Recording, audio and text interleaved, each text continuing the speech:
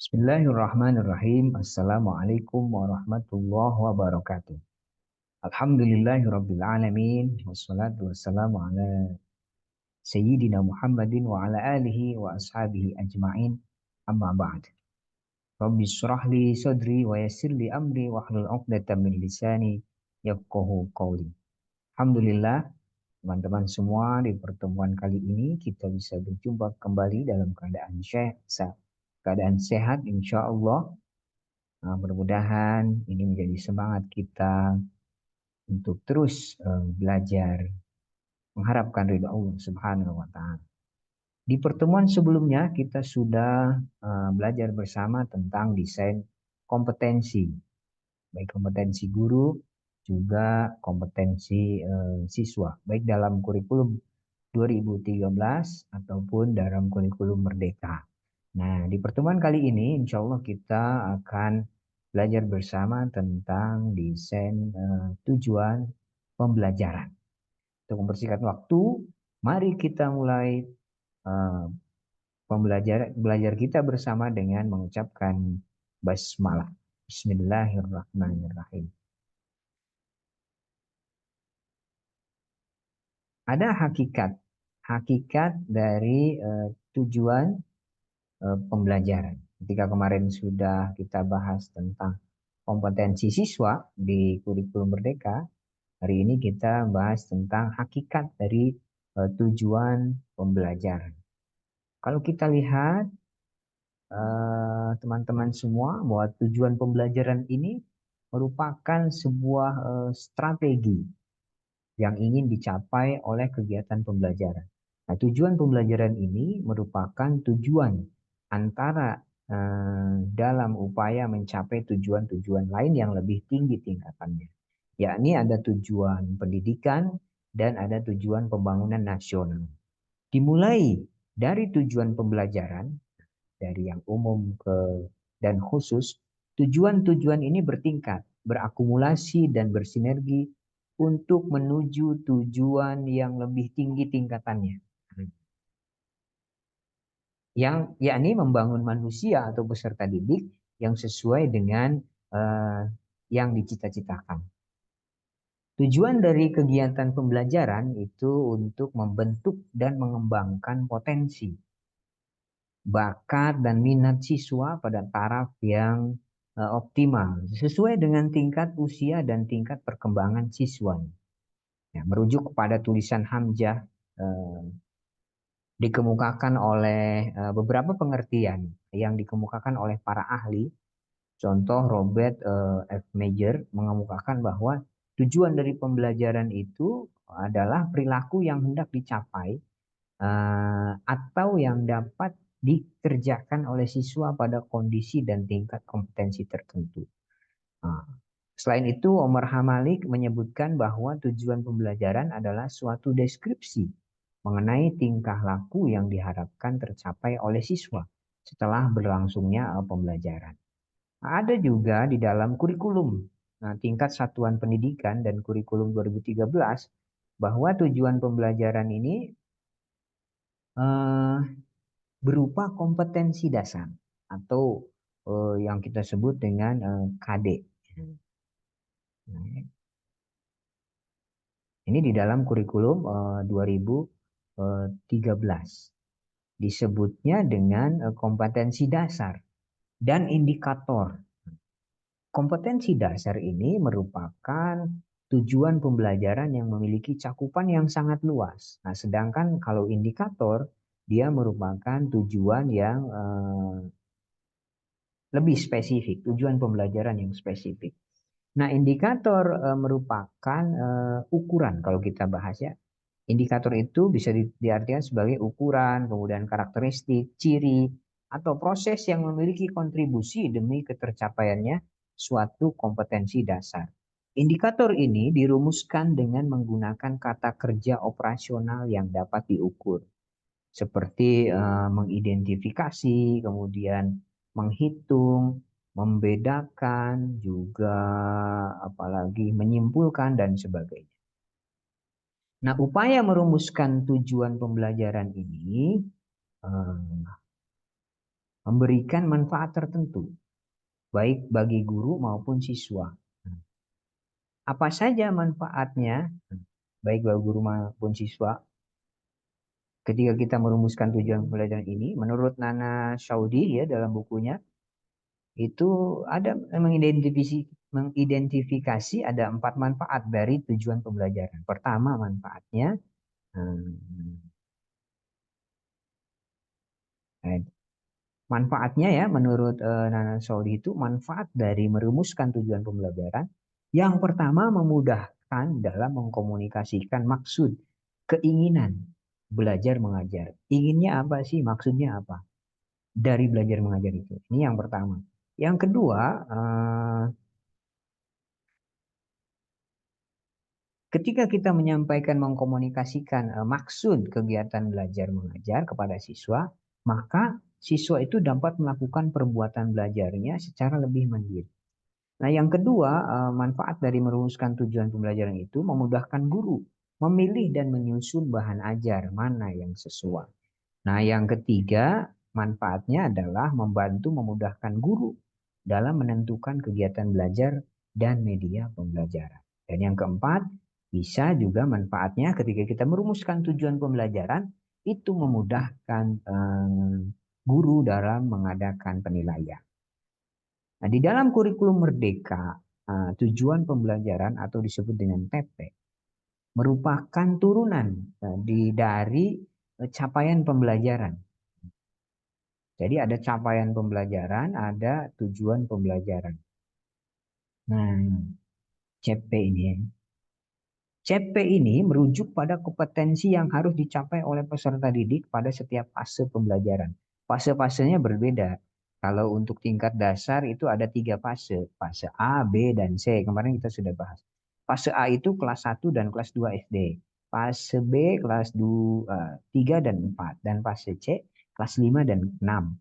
Nah, kalau fase D itu untuk jenjang SMP kelas 7, 8, dan 9. Nah, itu setiap fase dia memiliki capaian pembelajaran. Jadi kelas 1 dan kelas 2, CP-nya itu 1 pada mata pelajaran tertentu. Misalkan pada mata pelajaran matematika, maka untuk fase A itu capaian pembelajaran 1 di dalam satu paragraf. Gitu ya. Itu berlaku untuk kelas 1 dan 2. Begitupun dengan yang tingkat SMP, maka capaian pembelajarannya di setiap mata pelajaran itu 1. Contoh misalkan mata pelajaran PAI, maka capaian pembelajarannya itu untuk fase D, kelas 7, 8, 9 itu sama. Nah, tetapi nanti TP-TP-nya yang berbeda, tujuan pembelajarannya disesuaikan dengan kebutuhan. Itu di dalam kurikulum Merdeka. TP itu merupakan deskripsi pencapaian 3 aspek kompetensi siswa. Pengetahuan, kemudian keterampilan, dan sikap. Gitu. Yang perlu dibangun melalui pembelajaran. Di dalam proses perumusan tujuan pembelajaran, ini pendidik itu mengidentifikasi kata-kata kunci dari capaian pembelajaran untuk merumuskan tujuan pembelajaran yang harus dicapai oleh siswa. Jadi di dalam capaian pembelajaran itu ada namanya elemen. Elemennya apa sih? Elemennya mana nih? Kata kuncinya apa? Misalkan ya kalau di dalam fikih misalkan ya dalam PAI memahami sholat, kemudian zakat, puasa. Itu kata-kata sholatnya itu kata-kata kuncinya yang akan nanti menjadi tujuan pembelajaran. Nah, dikembangkan, dispesifikan ke dalam tujuan pembelajaran. Nah, itu. Ini tuh di kurikulum 2013 dan kurikulum Merdeka. Di dalam Permendikbud RI nomor 52 tahun 2008 tentang standar proses itu disebutkan bahwa tujuan pembelajaran ini memberikan petunjuk untuk memilih isi mata pelajaran, menata urutan topik-topik, mengalokasikan waktu. Ini menata topik-topik ya. Jadi kalau dalam kurikulum Merdeka itu kita sendiri yang menentukan topik mana yang diajarkan itu. Tadi ya, fase D itu untuk SMP kelas 7, 8, 9. capaian pembelajarannya satu. Nah, kita bebas memilih mau topik yang mana dulu yang diajarkan di kelas 7, atau di kelas 8 atau di kelas 9 sesuai dengan kebutuhan sekolah masing-masing. Bisa jadi pelajaran kelas 9 diajarkan di kelas 7 atau pelajaran kelas 8 diajarkan di kelas 9. Nah, dan sebaliknya. Nah, itu menata urutan topik-topik ini. Kemudian tujuan pembelajaran juga dapat memberikan petunjuk untuk mengalokasikan waktu. Juga petunjuk di dalam memilih alat-alat bantu pengajaran dan prosedur pengajaran. Serta kemudian menyediakan ukuran atau standar untuk mengukur prestasi belajar siswa. Ini menurut Permendiknas nomor 52. Nah, meskipun para ahli memberikan banyak rumusan tujuan pembelajaran yang beragam, tetapi semuanya menunjuk pada esensi yang sama, bahwa yang pertama itu tujuan pembelajaran adalah tercapainya perubahan perilaku. Esensinya sama, satu ingin ada perubahan perilaku atau kompetensi pada si siswa setelah mengikuti kegiatan pembelajaran. Yang kedua, tujuan itu dirumuskan di dalam bentuk pernyataan atau deskripsi yang spesifik. Bahkan menurut Kem dan David, perumusan tujuan pembelajaran itu harus diwujudkan dalam bentuk tertulis, harus tertulis. Nah, hal ini mengandung implikasi bahwa setiap perencanaan pembelajaran itu siogianya dibuat secara tertulis, written plan. Ada beberapa alasan kenapa tujuan perlu dirumuskan dalam merancang suatu program pembelajaran. Alasannya yang pertama, rumusan tujuan yang jelas itu dapat digunakan untuk mengevaluasi nantinya efektivitas keberhasilan proses pembelajaran. Nah, keberhasilan itu merupakan indikator keberhasilan guru merancang dan melaksanakan proses pembelajaran. Yang kedua, alasannya adalah kenapa harus ditulis perencanaan pembelajaran itu. Yang kedua alasannya ya tujuan pembelajaran ini dapat digunakan sebagai pedoman dan panduan kegiatan belajar siswa. Tujuan yang jelas dan tepat itu dapat membimbing siswa dalam melaksanakan aktivitas belajar. Jadi tujuan kenapa penting ditulis? Karena tujuan pembelajaran ini digunakan sebagai pedoman nantinya dan panduan kegiatan belajar siswa. Apa yang ingin dicapai? Yang ketiga, kenapa penting ditulis tujuan pembelajaran ini? Karena tujuan pembelajaran ini dapat membantu di dalam mendesain pembelajaran. Artinya, dengan tujuan yang jelas dapat membantu guru di dalam menentukan materi pelajaran. Kemudian metodenya atau strategi pembelajaran, alat, media, dan sumber belajar. Serta dalam menentukan dan merancang alat evaluasi untuk melihat keberhasilan belajar si siswa. Yang keempat, alasannya kenapa harus tertulis tujuan pembelajaran ini? Karena dapat digunakan sebagai kontrol dalam menentukan batas-batas dan kualitas pembelajaran. Artinya, melalui penetapan tujuan, nah guru ini bisa mengontrol sampai mana siswa ini telah menguasai kemampuan sesuai dengan tujuan dan tuntunan kurikulum yang berlaku. Nah, itu dia. Nah, itu kenapa tujuan pembelajaran ini penting. Kemudian ada taksonomi dari tujuan pembelajaran. Taksonomi tujuan pembelajaran ini karena tujuan pembelajaran itu merupakan perilaku yang diharapkan dapat dicapai atau dimiliki oleh peserta didik dengan melakukan aktivitas belajar yang direncanakan.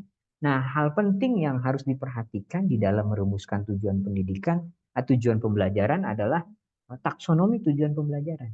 Taksonomi tujuan pembelajaran merupakan suatu kategorisasi tujuan pembelajaran yang umumnya digunakan sebagai dasar untuk merumuskan tujuan kurikulum dan tujuan pembelajaran. Untuk dapat menentukan tujuan pembelajaran yang diharapkan, maka pemahaman taksonomi tujuan pembelajaran atau hasil belajar itu menjadi sangat penting. Kita sebagai guru harus paham taksonomi tujuan pembelajaran. Nah, dengan pemahaman ini, nah, guru akan dapat menentukan dengan lebih jelas dan tegas apakah tujuan instruksional pengajaran yang diasuhnya itu lebih bersifat kognitif atau dan mengacu kepada tingkat intelektual tertentu atau lebih bersifat afektif atau bahkan psikomotorik. Taksonomi belajar dalam domain kognitif yang paling umum dikenal adalah taksonomi Bloom, Benjamin Bloom, gitu ya. Ini ada 3. Benjamin S. Bloom membagi taksonomi hasil belajar di dalam apa namanya 6, betul sebetulnya 6 kategori. Ada di domain kognitif itu ya. Di domain kognitif menurut Benjamin Bloom itu ada 6 kategori. Pertama, pengetahuan atau knowledge. Yang kedua, pemahaman atau comprehension. Yang ketiga, penerapan atau application. Yang keempat, analisis. Yang kelima, sintesis. Dan yang keenam, evaluasi. Itu secara umum. Nah, yang ada di taksonominya Bloom bahwa kemampuan kognitif itu tujuan taksonomi pembelajaran kognitif itu ada 6 tingkatan. 1 pengetahuan, 2 pemahaman, 3 penerapan, 4 analisis, 5 sintesis, dan 6 evaluasi. Nah, tingkat pemahaman peserta didik dianggap berjenjang dengan tingkat paling rendah, C1. C1 itu pengetahuan atau mengingat. Sampai ke tingkat paling tinggi C6. C itu kognitif, C1. Kognitif 1 pengetahuan, kognitif 2 pemahaman, C2-nya. Sampai ke C6 evaluasi. Nah, apa pengertiannya dari pengetahuan ini? Peserta didik dapat mengingat informasi konkret ataupun yang abstrak. Ini di C1 atau pengetahuan. Kognitif 1. Yang kedua, pemahaman. Artinya apa? C2 ini pemahaman. Peserta didik itu memahami dan menggunakan, menerjemahkan, menginterpretasi, dan mengekstrapolasi informasi yang dikomunikasikan. Ini C2, pemahaman. Kemudian ada C3. C3 itu aplikasi. Nah, pada C3 ini, kognitif 3, peserta didik dapat menerapkan konsep yang sesuai pada suatu problem atau situasi baru, mengaplikasikannya di dalam situasi yang baru, pengetahuan. Yang keempat ada penerapan. Ya, analisis. Yang keempat analisis. Yang keempat itu ada analisis. Artinya di C4 ini peserta didik sudah dapat menguraikan informasi atau bahan menjadi beberapa bagian dan mendefinisikan hubungan antar bagian-bagian. Menganalisis dari pengetahuan itu dianalisis. Ada keterkaitan nggak dengan ini itu menjadi beberapa bagian. Nah, yang kelima ada sintesis. Sintesis itu peserta didik sudah mampu menghasilkan produk, menggabungkan beberapa bagian dari pengalaman atau bahan atau informasi baru untuk menghasilkan sesuatu yang baru. Nah, jadi bisa menghasilkan sesuatu yang baru. Ini mensintesis. Kalau analisis hanya menguraikan informasi menjadi beberapa bagian dan mendefinisikan antar hubungan, kalau sintesis itu sudah bisa menghasilkan sesuatu yang baru dari pengetahuan yang dia dapatkan dari gabungan beberapa pengetahuan yang dia. Yang keenam ada evaluasi. Kalau evaluasi ini C6, peserta didik itu sudah mampu memberikan penilaian tentang ide atau informasi yang baru itu. Jadi sudah bisa mengkritisi informasi atau pengetahuan gitu. Nah, taksonomi tujuan yang kedua itu afektif. Nah, sebelum ke afektif kita ya, nah, ini tujuan afektif. Menurut Cartwright, Bloom dan Masia, Cartwright, Bloom dan Masia pada tahun 1964 itu mengembangkan taksonomi tujuan yang berorientasikan kepada perasaan atau afektif. Nah, taksonomi ini punya menggambarkan proses seseorang di dalam mengenali dan mengadopsi suatu nilai. Mengenali nilai, kemudian mengadopsi nilai, dan sikap tertentu yang menjadi pedoman baginya di dalam bertingkah laku. Nah, Kratrol mengelompokkan ada tujuan afektif ke dalam 5 kelompok. Apa saja itu? Sampai di akhir itu ada banyak ya, ada 5. Kratrol mengidentifikasi.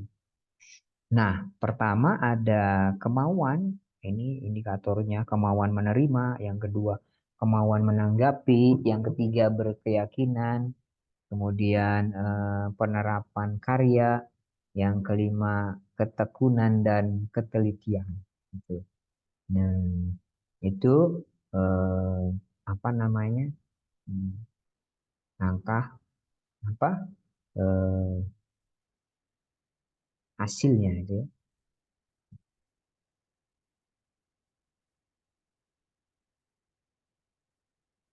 Nah, sementara kalau kita lihat di afektif ini, menurut Katrol, ada beberapa hal yang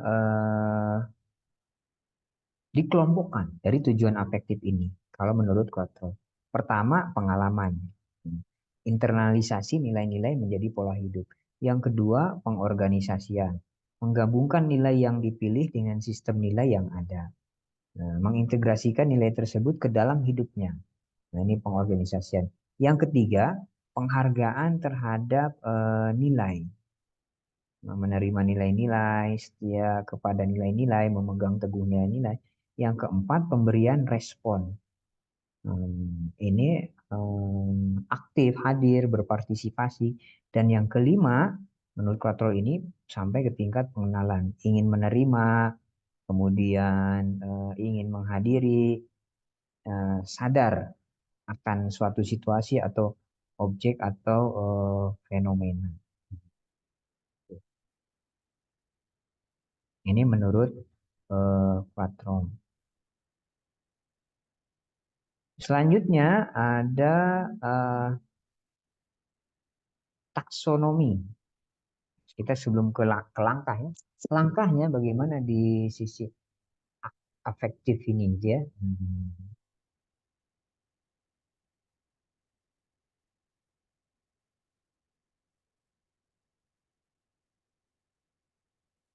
Kawasan kognitif, kawasan afektif, gitu sifat perilaku tadi, kemauan menerima, kemauan menanggapi, tingkatan afeksinya ada 5. Dia bisa menerima sebuah nilai, kemudian menanggapi sebuah nilai, setelah menanggapi kemudian nilai itu menjadi keyakinan dia, kemudian diterapkan di dalam karya gitu ya. Kemudian ketekunan dan ketelitian. Ini tingkat afeksi yang paling sederhana. Itu dari sederhana yang paling kompleks. Dan tingkat afeksi yang tingkat apa namanya psikomotorik selanjutnya ada ini psikomotorik ini mencakup tujuan yang berkaitan dengan keterampilan atau skill yang bersifat manual atau motorik. Nah, domain ini juga mempunyai berbagai tingkatan. Ada urutan tingkatan dari yang paling sederhana sampai ke yang paling kompleks. Nah, ini di domain psikomotorik. Psikomotorik itu artinya ya keterampilan. Kompetensi apa keterampilan. Tujuan instruksional ini dikembangkan oleh Harrow tahun 72. Taksonomi Harrow ini juga menyusun tujuan psikomotorik secara hierarkis dalam 5 tingkat. Meniru yang paling sederhana dan naturalisasi sebagai yang paling kompleks itu. Ini menurut Harrow, kalau menurut Harrow ada naturalisasi. Pertama itu naturalisasi. Naturalisasi itu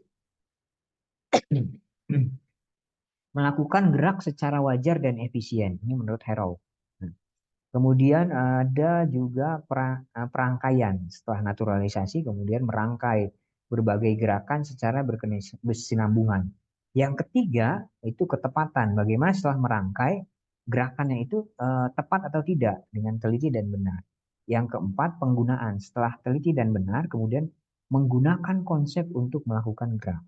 Dan yang kelima, tahap terakhir, menirukan gerak yang telah diamati. Ini tujuan dari psikomotorik menurut Harrow.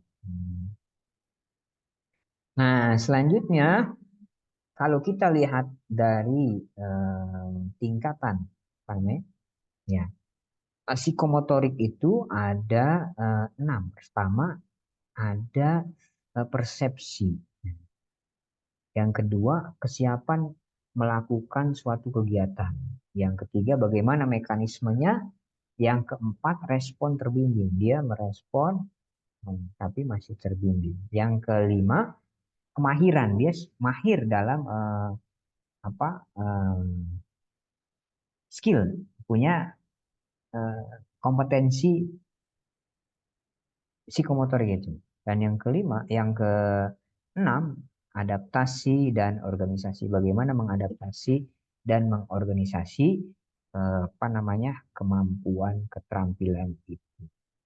Itulah beberapa taksonomi dari tujuan pembelajaran. Tadi bisa ditambahkan di afektif, kita bisa cari dari tambahannya ya, dari Quattrall, dan yang di psikomotorik kita bisa cari referensinya taksonomi dari Harrow. Taksonomi Harrow itu untuk psikomotorik. Kalau untuk afektif tambahannya dari Krathwohl, Bloom dan Masia tahun 1964. Kalau yang psikomotorik ada di taksonominya Harrow di tahun 72. Menurut Harrow ada naturalisasi yang pertama, kemudian yang kedua perangkaian, yang ketiga ketepatan, yang keempat penggunaan, dan yang kelima adalah peniruan. Itulah taksonomi pembelajaran. Nah, mudah-mudahan dengan kita memahami taksonomi dari tujuan pembelajaran ini, nanti pembelajaran kita bisa terlaksana dengan maksimal. Ketika kita juga merencanakan tujuan pembelajaran, kita tahu apa yang ingin kita capai, sehingga tujuan pembelajaran kita sesuai dengan apa yang diharapkan. Dengan domain mana, taksonomi mana yang ingin dicapai. Apakah kognitif kah? Apakah afektif kah? Apakah psikomotoriknya? Ini disesuaikan juga dengan karakter materi pembelajarannya. Mudah-mudahan apa yang kita pelajari ini bermanfaat. Mohon maaf atas segala kesalahan. Terima kasih. Mari kita tutup bersama dengan membaca hamdalah dan doa kifaratul majlis. Alhamdulillahirabbil alamin. Subhanakallahumma bihamdika asyhadu an la ilaha illa anta astaghfiruka wa atubu ilaik. Terima kasih. Assalamualaikum warahmatullahi wabarakatuh.